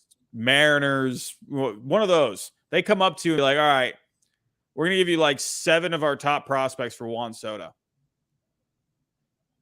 Juan Soto has, I think, around a $250 to $300 million value. He's worth more than about like I think like the bottom 15 farm systems combined value is less than Juan Soto's value. I'm just saying. Would you fix your farm if it took getting rid of Juan? I would. Yeah. He is somebody tweeted this a couple of weeks ago, like, hey, if you're the Yankees and they call you and they ask for Volpe and Dominguez, hell yeah. How's Volpe doing? Volpe's looking good. Dominguez is looking good. But if you're talking about these guys like prospects, sorry, Juan Soto's not re-signing with the Nationals. He's not. And Nick just mentioned here in the in the chat, $500 million guy, they're wasting Juan Soto's time. Yeah, both, yes to both of those. He's going to be the first over $50 million a year player that we've seen ever in the history of Major League Baseball. He's not coming back to the Nationals. The Nationals are doing the same thing that they did to Bryce Harper, where they basically like, hey, man, this is going to be our contract that we're going to give you. What do you think? And the same thing like they had. And here's the crazy thing with the Nationals. The Nationals have had 3 to maybe, if you want to say 4, generational talents on their team within the last 5-6 years. Right. Bryce Harper, Scherzer, Juan Soto, Strasburg not right now, not Strasburg right now, but Strasburg back when he was, dominating there for those couple of years. And now they're in a team where they're at a time where they're like, hey, what do we do? Because we have this insanely talented guy, basically the next Mickey Mantle, potentially better, as far as like what his numbers are around like that same time period. And he's not going to re-sign with us. So we're going to have to trade this guy. Yeah. And you're asking me like, would I trade multiple picks for him? Hell yes. I would drive them down. I would drive them across the country to them and deliver the damn prospects for Juan Soto. But you have to know here, if you're the team that's going to trade a bunch of guys for him, you got to be ready to pony up the dough. Yeah. Because you know this guy is going to be $50 million a year. You know this guy is going to be $500 million. Yeah. Easily. Yeah. So one or the other. So if you're ready to do that, then get on the damn phone and make some phone calls, because the Nationals are not going to be able to pay him that much. And I don't see him wanting to stay there, because if you can't field a good team around him anymore, which they're not. Like Right. last year they weren't able to. This year they're not able to. Yeah. Strasburg, I know you almost had to sign Strasburg when you did, but that's like sunk cost at this point. Right. But That's looking horrible. I yeah, actually just looked up Soto's value. I was wrong. I said 250 to 300. I was wrong. It was 206.7 million trade value. So, which is a lot of prospects. That's four top 50. That's like four top 20 prospects right there. Volpe and Dominguez would not get that done at all. You'd Yeah. have to throw in another. No, Volpe and Dominguez would not get that done. Volpe would be a fourth of what you would have to put. You would have to do Volpe and then like four more guys, three or four more guys. So, but all righty. Well, that's all I got for tonight, Josh. Any last words before we get out of here? I know you got to work in the morning. I got to work. No, I just want to say thanks again for the chat. This has been the best so far. I mean, we've done this now, what, 5 times? This is the fifth episode, number 5. This has been the best. The chat has been not only super chats, just conversation. And I want to say thanks to everybody for the super chats, and thanks for the great conversation. That's what makes this a lot better, I think. As far as like this segment. So we love you guys, and thanks for coming in here, and thanks for spending your Monday night with us. We appreciate it. Yeah, I want to thank everyone for the super chats. I think that was a high in super chats on the show so far. So really do appreciate the support. It really does go a long way. But yeah, this was a great activity in the chat tonight. We had a good turnout for the power rankings last night. It seemed like a few of those people from last night came in tonight. So, but yeah, I'm having a lot of fun doing this weekly show, man. It's been a nice way to spend Monday night. So, yeah, but for everyone, if you can, on your way out, hit that like button for us. The goal for this is to get to 100. I think we're closing it. We just got to 62. Can we get 38 more? Let's get to 100 likes. Really quick before I do get out of here, don't forget about our partnerships with SeatGeek. $20 off your first purchase using my code HYDE. Don't forget about Prize Picks, especially with basketball going on right now. Maybe try and win a few extra bucks. Use my code Ginger. They'll give a 100% deposit match. But that's all we got for tonight, everyone. Thanks for coming out. Don't forget about Hot Takes on Wednesday. I will have a video tomorrow on Koji Uehara. You might want to check out that video because it's an interesting story on Koji. So, but Josh, thank you for spending time with us tonight. And we will see you all again next Monday night for the week ahead. Have a good rest of the week. I will see you all Wednesday night for Hot Takes. And have a good rest of your night. Have a good one, everyone. See you guys.